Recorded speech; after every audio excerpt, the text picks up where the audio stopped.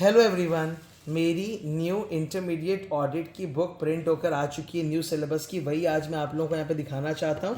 This is volume 1 V1 colourful book. मैं इसको थोड़ा डिस्कस भी कर दूंगा तुम लोग के साथ। ऑडिट के न्यू सिलेबस में बहुत ज़्यादा चेंजेस आए हैं। ये आपको तब पता चलता है जब आप ओल्ड और न्यू सिलेबस को ICAI की बुक को लाइन बाय लाइन पढ़ो।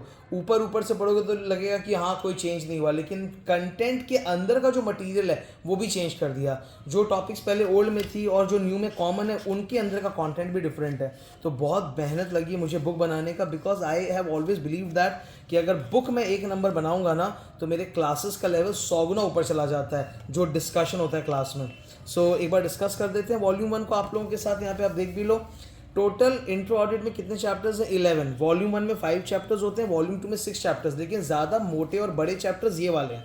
तो वॉल्यूम 1 ज़्यादा मोटा है, वॉल्यूम 2 थोड़ा कम रहेगा, भले ही उसमें 6 चैप्टर्स हो। तो ये रहे 5 चैप्टर्स, रेगुलर रेफरेंस है। एज यू कैन सी पहला 2 चैप्टर जो है ना वो देखने में साइज में छोटा है, और चैप्टर 3, 4, 5 बहुत बड़ा बड़ा चैप्टर्स है। तो it will take huge amount of effort to study. Now when this chapter starts, ठीक है, नेचर ऑब्जेक्टिव स्कोप, चैप्टर 1 की क्लास आप यूट्यूब पर ऑलरेडी देख सकते हो डेमो में। ये chapter starts with a topic sheet कि इस चैप्टर में हम क्या क्या टॉपिक्स पढ़ने वाले हैं। मेमोरी के लिए सबसे ज़रूरी होता है कि इन्फॉर्मेशन आपके दिमाग में ऑर्गेनाइज होना चाहिए। दैट इज़ वाई मैं हमेशा डेटा को सजा कर बोलता हूँ कि देखो ये टॉपिक्स है जो अपने पढ़ने जा रहे हैं, और एक एक करके अपने टिक करते रहते हैं। रिविजन में भी बहुत फ़ायदा होता है। Every chapter starts with a story. The story is created by ICAI। देखो कितना एफर्ट लगता है, यू विल अंडरस्टैंड। पूरे केस स्टडी का टाइटल मैंने दिया है, importance of CA in nation building. ये टाइटल आपको नहीं मिलेगा, आप कंपेयर कर सकते हो ICAI के मैथ से। फिर पूरे चैप्टर ये स्टोरी को पैराग्राफ में डिवाइड करना, हर पैराग्राफ का एक टाइटल देना, effect of stock price, loan application, government tax collection, conclusion. फिर अंदर की लाइंस को पूरा अंडरलाइन करना, बोल्ड करना। ये फॉर्मेटिंग तब मुमकिन होती है जब लाइन बाय लाइन ICAI के मैथ को पढ़ो और बनाओ।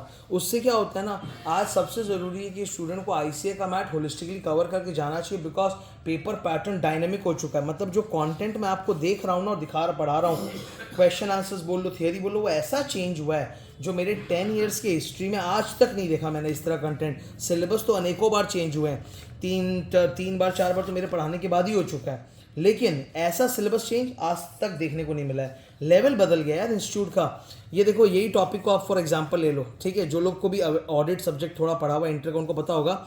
ये टॉपिक था ना इंटरडिसिप्लिनरी नेचर ऑफ ऑडिटिंग, कि ऑडिट का इन सब सब्जेक्ट से क्या रिश्ता है। ये पहले कितना डिटेल में बनाया हुआ था इंस्टीट्यूट की बुक में, फालतू का एकदम, वो पूरा उन्होंने हटा दिया। अब एक एक लाइन का, सिर्फ 1 2 3 4 5 6 7 8, बस यही है, एक एक लाइन का बना दिया। बोला कि यार ये फालतू टॉपिक को लंबा कर दो, छोटा कर दो। तो टॉपिक ये तो पहले भी थी और आज भी है, पर कंटेंट साइज देखो कितना कम हो गया। उल्टा भी होता है, कोई कोई टॉपिक वहाँ पर ओल्ड सिलेबस में कम थी और यहाँ पे ज़्यादा है, तो वो तो तुमको पढ़ना पड़ेगा ना, नहीं तो पता भी नहीं चलेगा और तुम फिर वैसा ही कवरेज करके जाओगे तो कैसे होगा। पूरा अंदर तक देखो, ये टॉपिक खत्म हुआ, ये master summary topic, scope of audit पूरा लंबा टॉपिक है। फिर अगेन स्कोप ऑफ ऑडिट का ये रहा मास्टर समरी। फिर ऑडिट और इन्वेस्टिगेशन में क्या डिफरेंस होता है, इसके ऊपर केस स्टडी क्वेश्चन है, KT लिमिटेड, जो क्वेश्चन बैंक में मैं दिखा दूंगा बाद में। ऐसे करके पूरा थॉरोली डिजाइंड है। ओके, क्लास हो चुकी है। क्लास जो होता है ना वो इस बुक से 100 गुना ऊपर चला जाता है। स्टूडेंट्स को लगता है कि बुक ही सब कुछ है। नो सर, बुक के ऊपर क्लासेस भी होती हैं। आप क्लास देखोगे ना आपका दिमाग हिल जाएगा कि इस लेवल का कवरेज हो रहा है। ऑडिट सब्जेक्ट ना सिर्फ आपके एग्ज़ाम के लिए आवश्यक है, एग्ज़ाम के लिए आपको तैयार करना है, बल्कि जो 2 साल की आपकी प्रैक्टिकल ट्रेनिंग होगी ना उसके लिए ये बेस तैयार हो रहा है। आज मैं जहाँ पे खड़ा हूँ, मैं जो चीज़ें जानता हूँ, मैं जब तुमको पढ़ा के भेजता हूँ प्रैक्टिकली एग्जाम के लिए, तुम्हारा लेवल बदल जाएगा। When you go for your articleship you will find that everything that you are experiencing there was taught in the class. I will give you all the practical examples. तो ना सिर्फ exam बल्कि practical training में भी बहुत फ़ायदा मिलेगा। सारे प्रैक्टिकल एग्जाम्पल्स अपने क्लास में डिस्कस करेंगे। सो ये था चैप्टर 1, ठीक है। फिर वैसे ही चैप्टर 2 ऐसे स्टार्ट हो गया। चैप्टर 2 में ये समीर की केस स्टडी, ये सब तो समरी डायग्राम्स हैं। ओके, ये देखो एक एक करके ऑडिट स्ट्रैटेजी, प्लान, प्रोग्राम, इनका पूरा डिस्कशन है। वर्क पेपर का सैम्पल भी इन्होंने डाला है इंस्टीट्यूट ने, ऑडिट प्रोग्राम का सैम्पल भी।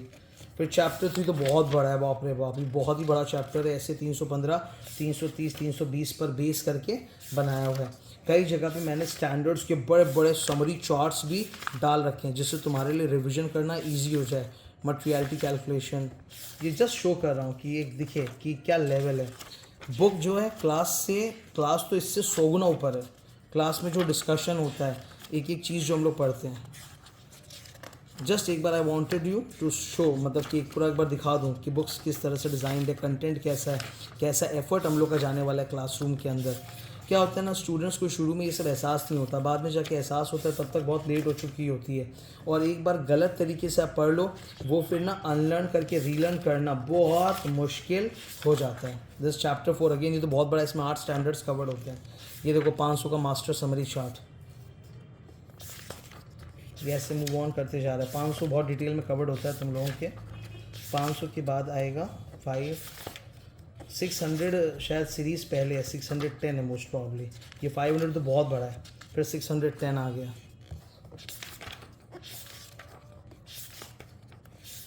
530 की summary chart and like wise ऐसे मूव ऑन करते जा रहे हैं पूरा, ठीक है। सो ये था वॉल्यूम 1। अब एक बार क्वेश्चन बैंक 1 दिखा रहा हूँ मैं। क्वेश्चन बैंक 1 भी बहुत ज़बरदस्त है, ऐसे क्वेश्चंस आज तक इंस्टीट्यूट ने नहीं है। अब एक बात बता देता हूँ, आपको पास्ट 10 ईयर्स का स्कैनर नहीं करना, बिकॉज पैटर्न चेंज हो चुका है। तो पुराने 10 साल के क्वेश्चन आंसर में जो जो इंपॉर्टेंट है ना, वो ICAI ने ऑलरेडी इंक्लूड कर दिया है, तो वहीं से हो जाएगा। मतलब ICAI ने क्या किया, ओल्ड क्वेश्चन बैंक से जितने भी इंपॉर्टेंट थे सब डाल दिए, प्लस नए नए क्वेश्चन भी डाले हैं। तो इसके अलावा 10 साल का स्कैनर करने की बेवकूफ़ी मत करना, वो पेपर पैटर्न ही बदल गया है। ऐसे सुंदर सुंदर केस स्टडी बेस्ड क्वेश्चंस आ रहे हैं जिसका कोई हिसाब नहीं है, बहुत मेहनत लगती है सर। केस स्टडी को देखो, पहले एक टाइटल दिया कि पूरा टॉपिक जो है केस है, किस मुद्दे पे, इस मुद्दे पे कि 4 CA स्टूडेंट ऑडिट सब्जेक्ट को डिस्कस कर रहे हैं। फिर हर एक पैरावाइज अंडरलाइन इंपॉर्टेंट सेंटेंसेस, फिर MCQs, उसके सॉल्यूशन भी डाले हर एक में, हिंट वेंट। और ये सब हम लोग क्लास में डिस्कस करते हैं, काफ़ी हार्ड है ये सब, एक प्लेन रीडिंग से समझ में नहीं आता। मी एंड यू लिमिटेड का केस कितना कंट्रोवर्शियल केस है, अंदर डिफरेंट एंगेजमेंट्स बेस करके, ऐसा कभी नहीं होता। फिर ये कुछ रैंडम खुदरे MCQs हैं, फिर डिस्क्रिप्टिव क्वेश्चन चालू हो जाते हैं जो केस स्टडी बेस्ड है। Lalji bhai, good deeds limited, KT limited, जो वहाँ पे आया था ना, दिखाते हो क्वेश्चन बैंक का reference, Jiba products, okay.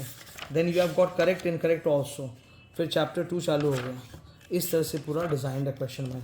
So I am very excited to teach. Already मैंने 5 क्लासेस भी ले ली हैं, धीरे धीरे वो पहली 5 क्लासेस मैं यूट्यूब पे डालता हूँ डेमो पर्पसेस के लिए, और भी आगे चल रहा है। सो मेरे अंदर तो कूट कूट के एंथुजियाज्म भरा रहता है सब्जेक्ट के प्रति, मैं बहुत एफर्ट करता हूँ। I am like 100% dedicated and devoted to teaching students. एकदम एक गुड क्वालिटी प्रोडक्ट क्रिएट होना चाहिए, मुझे उसी में आनंद मिलता है।